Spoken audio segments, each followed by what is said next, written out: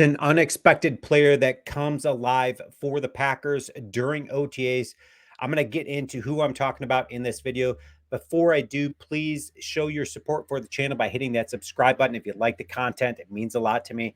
Anyways, that being said, let's get into it. We obviously know the Packers have got a long road ahead of them, a long ways to go before they start making any final roster decisions. But it is super nice, I'm sure, for the coaching staff, everybody involved, when you've got nearly 100% participation from the athletes going out there competing, giving the coaches a nice head start to the season before training camp and all that stuff starts unraveling and unfolding and beginning. Especially when you got leaders that are absent on teams like Lamar Jackson, guys who just aren't going out there and being that leader. I think it has a trickle effect. I really honestly do. But the Packers obviously have a lot of exciting things happening, and it's starting with the coaching staff, guys who are wanting and excited to get into the room and play with Jeff Hafley and see what this new defensive system is going to look like. Guys who are, just either drafted or wanting to get back at it, who are sophomores, wanting to get back into, the room with Matt LaFleur and his exciting offense and all of the leaders there. So super exciting, especially when you got a guy like Jordan Love going out there and participating, even though he's waiting for that, contract extension, which will be on the horizon for the Packers, and getting that. They're certainly going to get that under contract before the season really starts to get. Otherwise, it's, the cost is going to go up for Jordan Love the longer this prolongs. So let's get into who's that player that has come alive for the Packers in OTAs.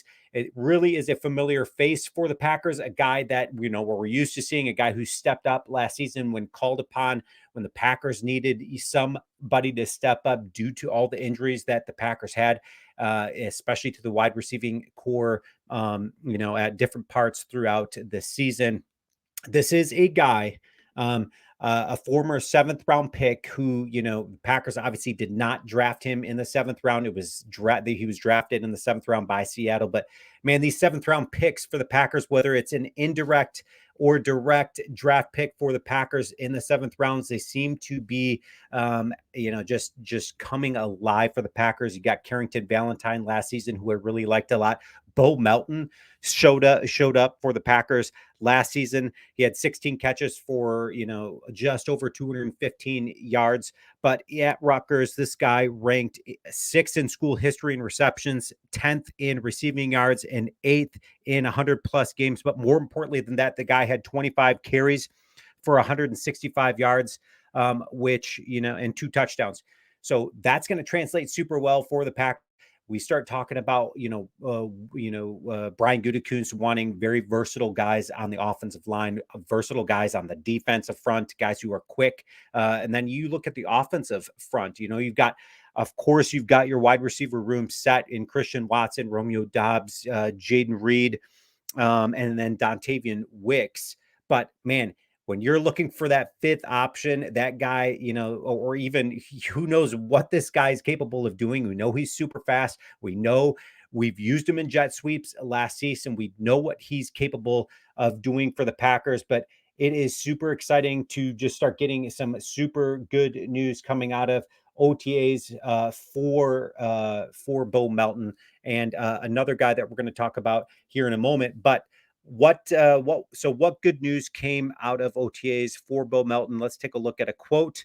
It says Melton had a very strong start this offseason. Bo Melton had a really nice day. He caught everything that came his way, even in the individuals and team drills. Andy Herman said, he looks really, really good. You look at him and he looks comfortable, confident, and he looks very much in tune with Matt LaFleur, with what he's trying to do and have his offense accomplish. Super good news for the Packers. Again, when we start talking about, competitiveness out in the wide receiving room there, Bo Melton is a guy that's already turning heads in OTAs. Again, that I loved a lot last season, a guy who contributed a lot to the Packers, a guy that you see a ton of upside. He's a big frame. He's got wheels and he's got great hands. If you're the Packers, you're looking at one of the deepest wide receiver rooms out there. And when you're playing against good defenses, good DBs, especially the first game of the season in Philadelphia or at Brazil, but against Philadelphia, this is going to be a very nice problem for the Packers to have a talented wide receiver room, and then you've got a talented guy who can create some separation at the tight end position in Luke Musgrave. So who is that other guy, that other seventh round pick for the Green Bay Packers that is just out there turning heads? It is the quarterback, Michael Pratt. Michael Pratt, again, this is another guy turning some heads, out of Tulane, quarterback there that has just done a whole lot in OTAs. And when you start looking at, just the competitiveness, of course, this guy's not going to overtake Jordan Love's position there, but when you're looking for that solid backup, that good,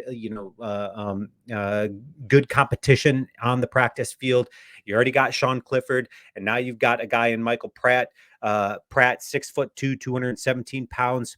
Started 44 games at Tulane over the last 4 years, earning second team All-American Athletic Conference honors in 2022, and then rising to a first team selection in 2023 with when he was with the ACC Offensive Player of the Year. Over his career, he completed 729 of 1,200 passes, which is just over 60% completion percentage, just shy of 10,000 yards passing with 90 touchdowns, 26 interceptions. He also added just under 1,200 rushing yards.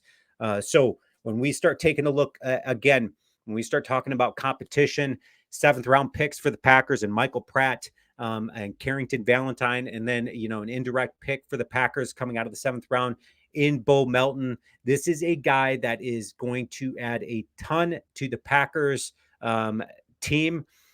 Your comments, let me know what you guys think. Of course, again, we're not surprised by Bo Melton and everything that he's able to do out there. This is a guy that is just adding better competition to the Packers wide receiving room. It is going to be a problem if you are the NFC North. You're the Bears, you're the Lions, you're the Vikings.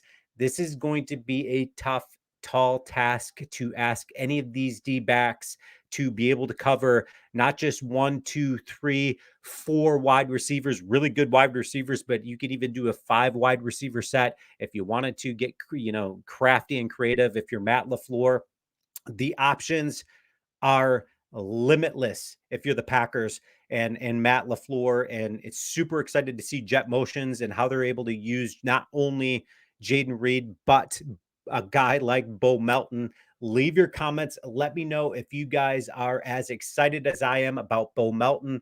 I cannot wait to watch him and the Packers this season. And as always, go Pack, go.